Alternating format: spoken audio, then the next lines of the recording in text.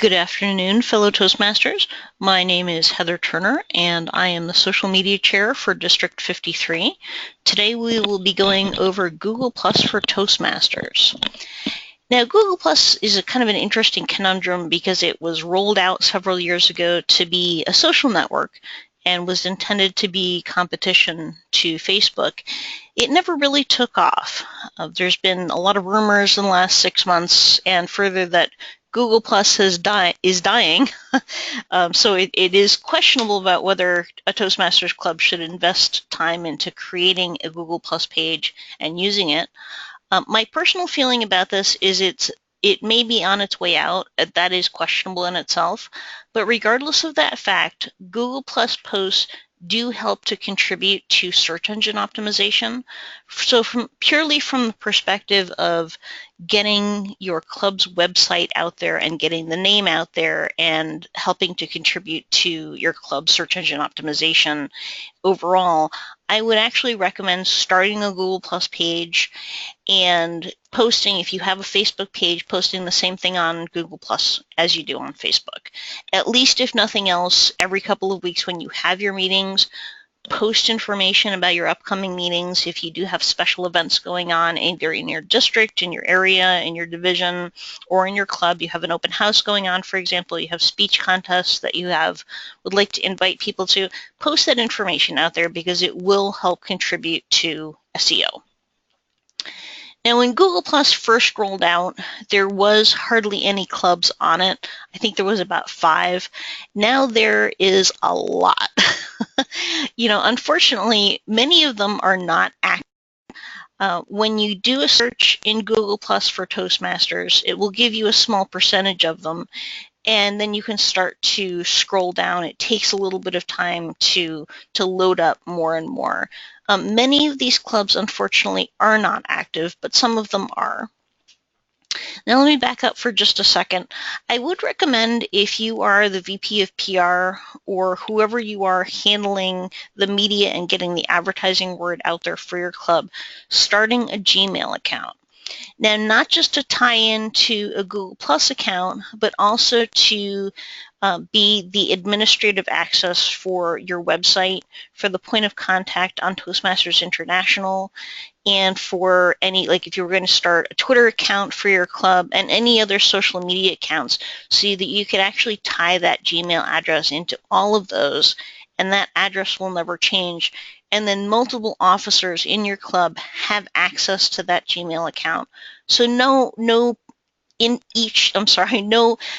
specific social media account is tied to one person.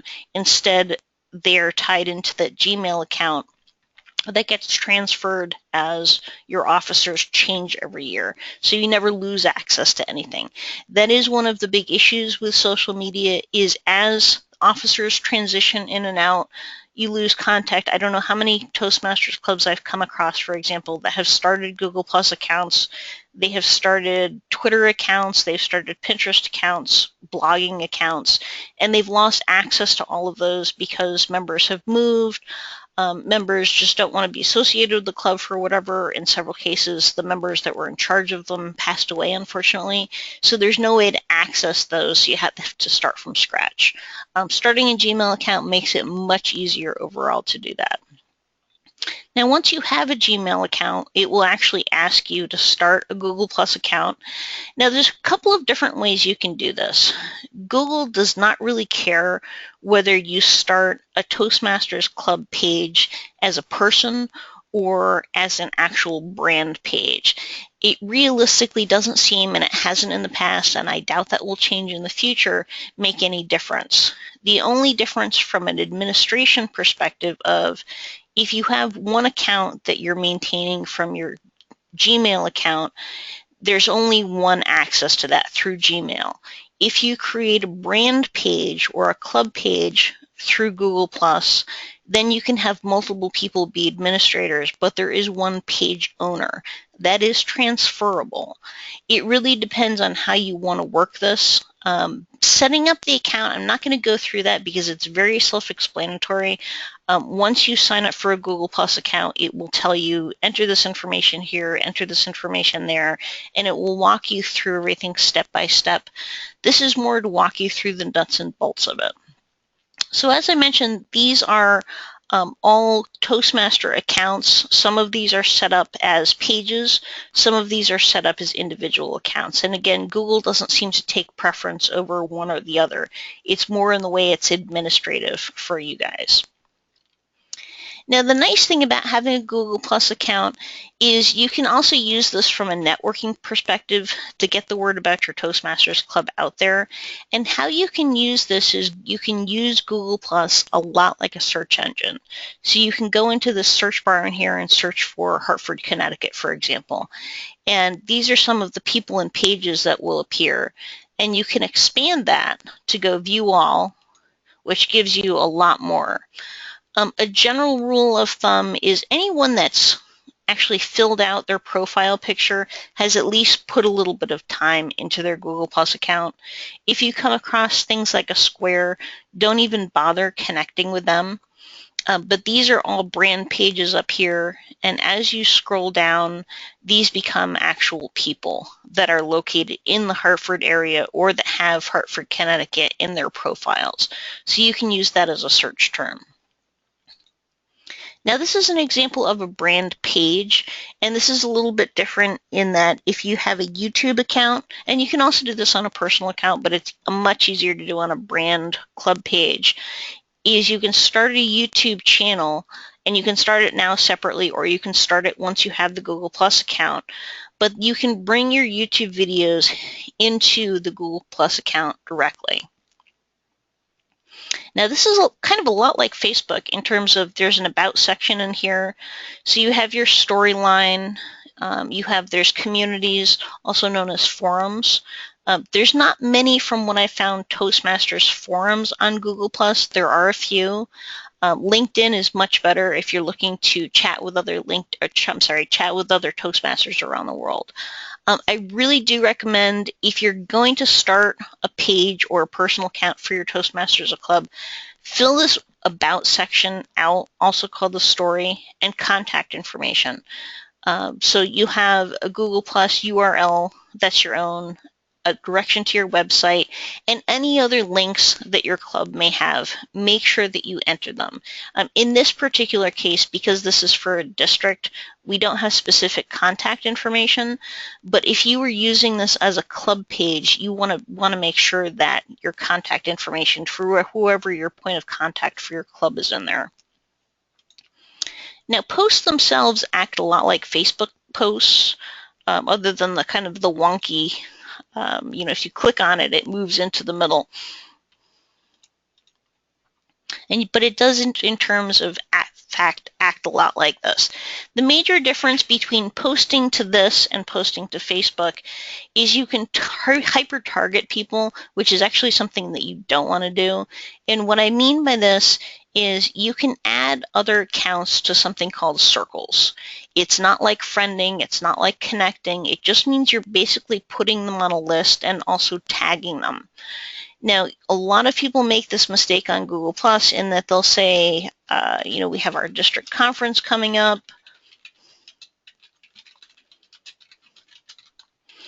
And anytime you post something into your post collection, this is what you want to have it set to, public and only public, and then you're going to want to hit share. You can add more people from your circles. Like if I added Toastmasters, for example, I've had 44 people that I've tagged with Toastmasters. When you tag someone or circle them, they get a notification of that. If I send this specifically to these 44 people, those 44 people are all going to get a notification, many of them in their personal emails, that you've shared something with them. Now, this can be useful if you have members, for example, that have joined Google Plus and are actively using it, or if you're using it for something that's specifically Toastmasters related and other Toastmasters that are using Google Plus are fine with you messaging them like that. But for the most part, if you circle people and then you start, hitting them with updates all the time, it gets really annoying and people get annoyed. I know businesses do that because they think, oh, I should broadcast this out to everybody, but they don't realize that by adding the specific circles that they've added people into, that they're basically sending them emails and push notifications about things that they may not necessarily have any interest in. Just as an example, I have a couple of innkeepers that have me in their circles, and I get their notifications every day about what they're having and giving their guests special for breakfast every morning. And one of them, I got to the point of saying, can you do me a favor? Could you please not do that? Because it's super annoying. And they said, oh my God, I'm so sorry. We didn't know that that's what's happening. So this is kind of a mistake, unfortunately, that does happen. So you just want to make sure it's public only. Now, a couple of the other things, links, videos, you can add events, for example. This is helpful, and it is helpful if you do want to send the word out there specifically to people that you've put that know they're going to be getting notifications, for example, like members or guests that want to stay updated on upcoming meetings, for example. And then there is also an option of adding a poll. And that can be useful in terms of choice one, choice two. Unfortunately, there's no multiple choice, so you can't have an option of saying, would you like choice one and choice three? It's choice one, choice two, or choice three, or you can add more choices to that.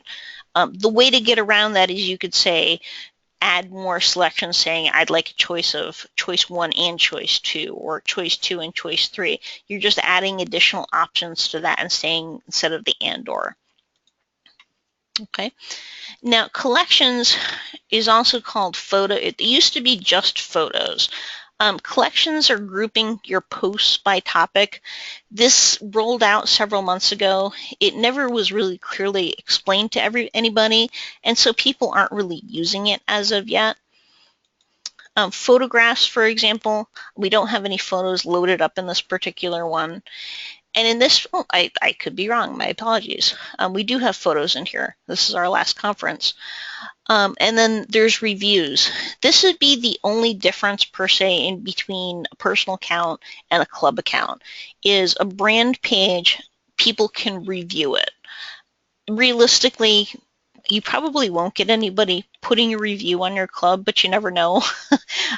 I do say, though, be cognizant of the fact that if somebody does leave a review and maybe unfortunately has a bad experience at your club, you cannot respond, or you cannot remove the review. You can only respond to it. Now, District 1 Toastmasters, for example, here is one that's active. And I bring this one up because this one has 48 followers, which is actually pretty good as a Google Plus account goes. But this is the important part. See this 38,698 views? What they're doing is anything that they're posting in here is contributing to their search engine optimization. And I can almost guarantee that they know that. So if you're going to start to emulate some of the other Toastmaster clubs that are doing it well, go spend the time to search through these club lists. You can go and then go, my favorite is open link in a new tab. And then you can just see when was the last time they posted. Are they active? What are they posting? Are they getting engagement? And this is the key part of this. Don't expect engagement on this, because this is really not a social network. It does act a lot like Facebook in the fact that you can plus the post, which means you liked it, and you can also share it.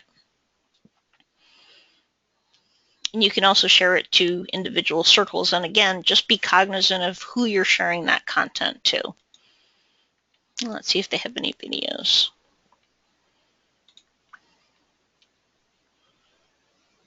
Okay. It doesn't look like it. Now, circles is important because it's a way of segregating information. So say you wanted to, and this is a great place to content source. So if you're looking for content for Facebook, for example, you're looking for content for Twitter, you're looking for content to possibly write a blog post about, this is a fairly good place to go and source content. So say District 1 Toastmasters, for example, they had some great, one of their members was fantastic about writing about how to attract more members. You want to keep an eye on what they're doing. So I'm going to go and add them to a circle.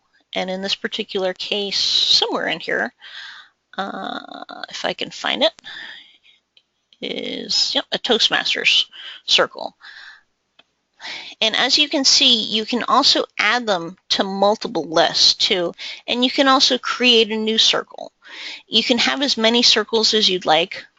And I'm going to hit refresh in this particular case. Now, what is the advantage of putting people in circles or businesses in circles? It's curating content for you. Because if they go to a particular circle, for example, let me find Toastmasters in here. So I'm going to go to the Toastmasters circle. And any of these people are all kind of aggregated together. So if I go back to home base, and this is much like many other social media networks, Facebook, Twitter, LinkedIn. Anytime you're lost and you don't know where you are and where to go, just go up and click the icon to the top left and it will bring you back basically to home. Now, if I go back to home base, this is going to give me a list of all of the circle groups that I've created. So I'm going to go down here to Toastmasters. And if you're using Google Plus to source content, I would suggest sourcing, for example, some great public speakers, for example. I know that many of the champions of public speaking have Google Plus accounts. They do post on there. I know that there are many public speaking experts and gurus that have and post content on Google Plus. Put those people in circles, and then what it does is it aggregates all of their content together. So if you're looking for content to make your Google Plus page and even to transfer over to your Facebook page and your Twitter page, make sure that you give them content credit. But if you want to share that, for example, so let's see, let me find. So if I saw this, for example, and I wanted to share it onto my Google Plus page, my Toastmasters Club page, I would hit this. And then it also gives me the option, if I was logged in as my club account, of adding an additional comment to this. And this is always helpful, but not necessarily necessary. But again, it does help with your search engine optimization. And that realistically is one of the sole reasons to use this. The other reason to use Google Plus, and because doing visual and video meetings has now apparently, and I don't know this 100% in stone, but I just heard that Toastmasters now allows virtual meetings.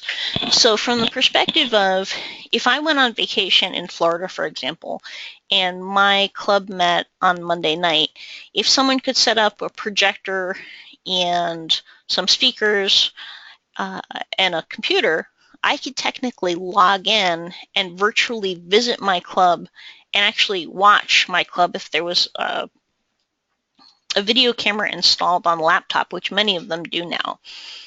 Now, Google Plus is great for this. Google Plus has a couple of different options. One is Video Hangouts, and the other one is Hangouts on Air. And Video Hangouts, from the perspective of being interactive with club meetings, I think has an awful lot of potential in that I can start a video hangout, and you could also have a virtual Toastmasters meeting because Google Hangouts lets you have up to 10 other people on the line, all with video and audio at the same time.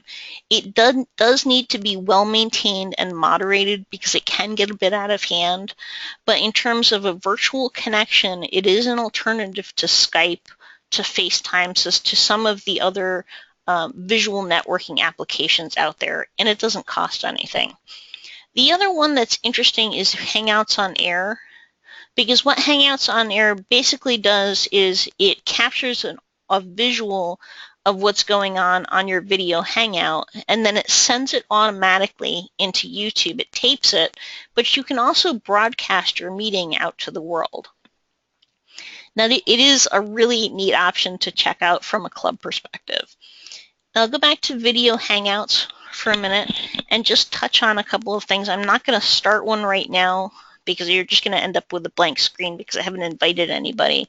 But it does allow you to share other people's screens, and you can also run a PowerPoint off of it.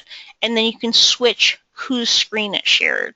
So from a perspective, if you were going to have an officers meeting, for example, and you couldn't have or didn't have time to have that officers meeting in person, you can actually use the video Hangouts feature to have a virtual Toastmasters board meeting. Now, there's really not that much else to Toastmasters.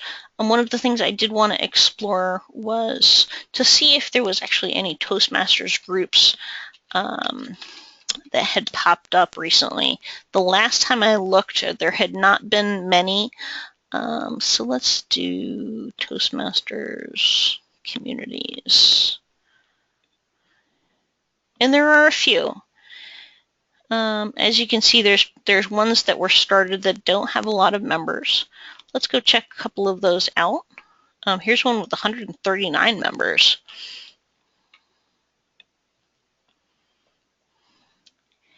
Now, groups are interesting because you can have a public group or a private group.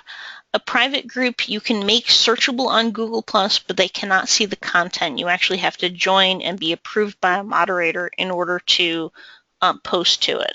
A public group can be moderated or unmoderated, but anything that you post in here, and just be cognizant of that fact, if you decide to join an open community or start an open community, anything that gets posted in here is public, it is searchable by Google, and it is searchable by anybody else out there. So this particular community, it looks like with quite a few members in it, never really got off the ground either. I'm not giving up hope for Toastmasters communities, but we would have to have a lot more people join them. But I do give this to you as an option just to put that out there. There are, if you're looking for other things though, and this is off topic a bit, but say you're interested in photography, you know, there are very active groups in other topics. And I do know there's actually a couple of really good public speaking groups out there. But see the number of members in here, the numbers of posts, you don't even actually have to go over to the group to see that they are active. So just to give you an example of public speaking ones. So when I looked at this last, I believe it was this one. And there was a couple of the smaller groups in here that actually had some interesting posts. And again, to look for content, this one unfortunately doesn't look like it took off very much. But here's a good public speaking one, and this is the one that I was talking about. People posted in it today and yesterday. You know, so if you do look for things, but I mean, there's lots of topics out there. Some are related to public speaking. As I mentioned, there are some Toastmasters ones out there, but you can look for some other things out there that might be applicable as well to Toastmasters. And that pretty much wraps it up for Google+. And so I would ask, does anybody have any questions? Okay, if you have a post, can you edit it? Yes. So let me go to posts and let me find a recent one, if it will load up for me. This is the downside of kind of doing a live webinar. Sometimes the computer's a little bit slower than you want it to be. And sometimes Google Plus is a little slow in of it itself. Okay, but you can edit. So if you make a mistake, for example, if you need to fix something, it does let you edit it if you make a spelling error, for example. And if you want to delete it as well, you can delete that post. And that can be helpful because if you scheduled an open house, for example, and then you had to reschedule it, you can go in and instead of having to repost it, which I'd actually also recommend, but you can go back in and you can edit that original post. Okay, does anybody have any additional questions? Okay, the header image that's in here, you can change this header image at any time. Again, it does act quite a bit like Facebook, so you can change your profile photo. You can change the cover photo. If you do put people in here, I would recommend asking them if they all feel comfortable in that. Changing the photo in itself doesn't make that much difference in terms of getting found on Google, because again, this is for search engine optimization. It's not for social networking per se. So changing this cover photo, you probably won't have all that many people coming across the Google Plus page looking for social content. But in terms of a visual aspect, the default in here is this one. And I'll just give you an example of what it looks like. If you haven't filled your Google Plus page out, you're going to get this traditional sort of blue within a blue circle, and then you're going to get this banner image. So I would recommend at least customizing this and definitely filling out your About section. And that's pretty much it. If anybody has any more questions, please let me know. If you have questions after the fact, you can reach me at heather@forfangdesigns.com, or you can find me on the District 53 website. I am the Area 63 and 64 governor, and my email address is actually on that leadership page, so you can also email me through there. Thank you for attending this afternoon, and this recording will be available on the District 53 website tomorrow. So I hope the rest of you have a wonderful day. Thank you so much.